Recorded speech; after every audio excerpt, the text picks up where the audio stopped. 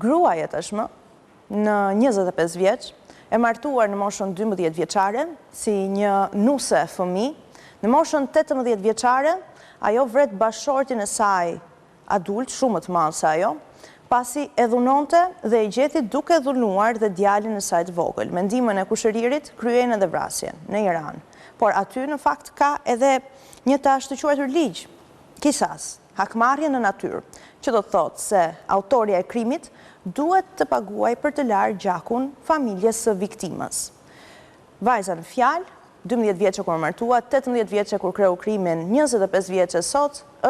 ishte dënuar fillimisht me vdekje, por nëpërmjet edhe organizatave të drejtave të njerëzit është bërë mundur dhe pagesa kundrejt familjarëve të viktimës së larjes së gjakut, duke e liruar atë në fakt edhe nga ky dënim i rëndë, ndërkohë që kushëriri i saj, personi që edhe e ndihmoi për të kryer edhe këtë krim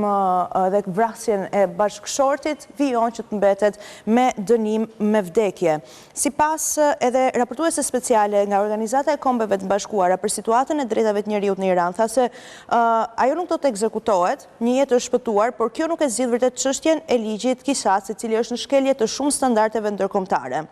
Së bashku me 3 ekspertë të tjerë, ata kanë deklaruar se rasti është shembulli i paragjykimeve sistematike gjinore me cilat përballen gratë viktimat martesave që fëmijë dhe dhunës në familje brenda sistemit të drejtësisë penale të Iranit, duke argumentuar se vajza nuk kishte asnjë zgjidhje tjetër, pasi nuk kishte mbrojtje ligjore dhe ishte martuar 12 vjeç.